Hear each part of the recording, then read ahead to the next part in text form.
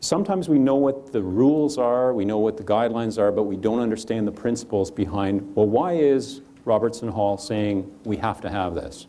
Why are lawyers saying we have to have this? And what I'm going to tell you is something in general. When you look at these policies and procedures, they fall into one of two categories generally. The first category is prevention. Think about screening.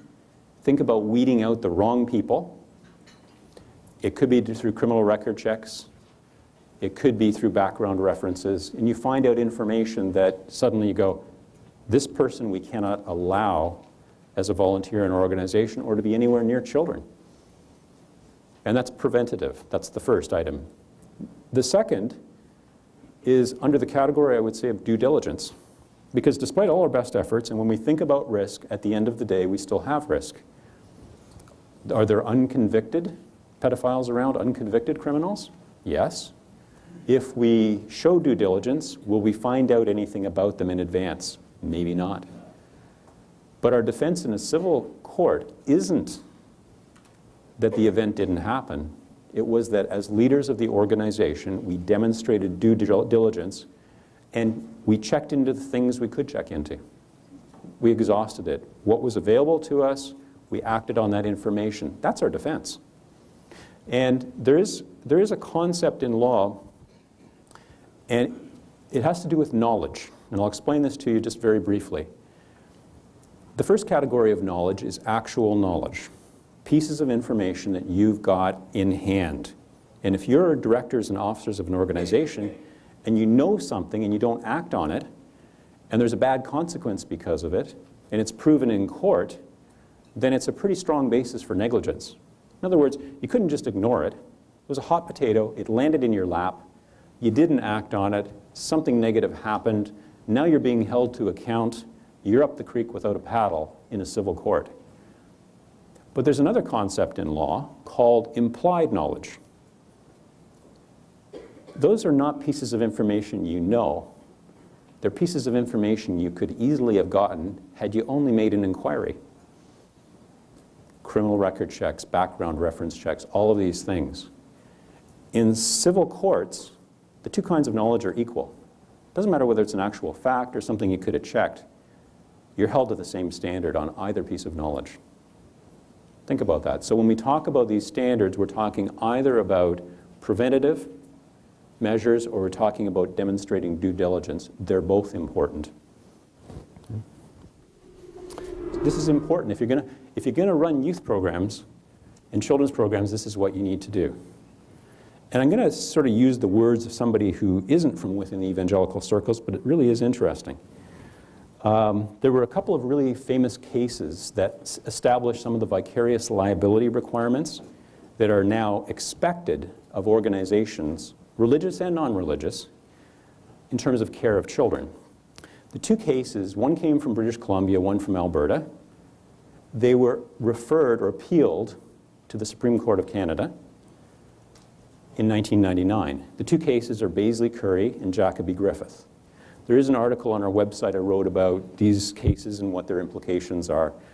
But they were heard on appeal by the Supreme Court of Canada. And by that time, Beverly McLaughlin was a Chief Justice of the Supreme Court of Canada. She is famous for being very activist in terms of how she views the law. And in her previous time as Chief Justice in BC, it was under that time period where British Columbia really became known as California of the North in terms of civil litigation. Okay? What happened in this case when it was appealed is that the Chief Justices looked at both cases, looked at all of the common denominators. One involved abuse of a child in what essentially was an orphanage by an employee. One involved a teenager who was abused by a volunteer at a youth serving organization.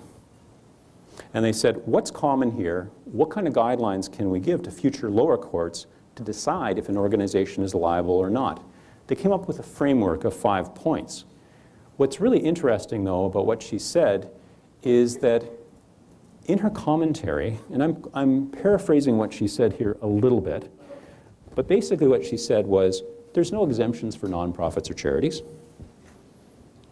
She has nothing to do with how big your budget is, how good your purpose is. And she says, I don't care if you're Microsoft or a small organization operating on a shoestring budget that thinks you're doing good. Better you not have run the program at all than put children in a vulnerable position where they can be abused. It kind of echoes a little bit something what Jesus said in a verse 2, right?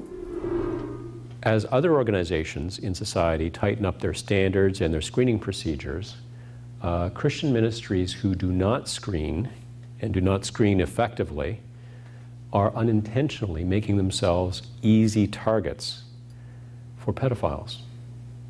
If you think about it from an abuser's standpoint, they have an issue, they have a problem, they're looking for access to children. What's the softest target on the street? What's the softest target in their community? If the schools and daycares have tightened their standards, and the sports associations have tightened theirs, and Boy Scouts, Girl Guides have tightened their requirements, who has children in their care? Who is it easy to get, what place is it easy to get access to children? And that's the reason why churches have not, I don't think, really understood what kind of a situation that they're putting themselves and the children in their care in by not aggressively addressing this issue. The other part of the equation, we talk a lot about the importance of keeping the kids in a safe place, and obviously that is paramount. But to a great degree, an effective abuse prevention plan is also about protecting your workers from false allegations, not putting them into circumstances where they can be accused and then have difficulty in defending themselves, both in a criminal charge and in a civil proceeding. So again, keep the perspective that effective abuse prevention is about protecting the kids in your care and protecting your own workers as well. There are many, many resources available to Christian ministries and leaders that were not available 10 or 15 years ago. And in our abuse prevention newsletter, again, which is available on our website, we have sample prevention plans, including Plan to Protect, with references and contact information. We have references to Reducing the Risk package, and many other government publications and private publications that are available that can assist your organization and your leaders as you seek to implement and maintain an effective abuse prevention plan.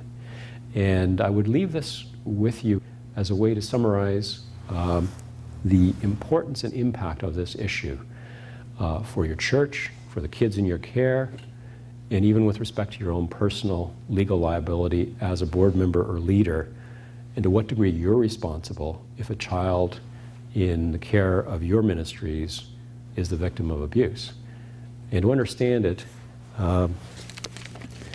perhaps this is the best way to illustrate it. This is a book published on a regular basis. It's by a firm called Butterworths, and they're a legal publishing firm.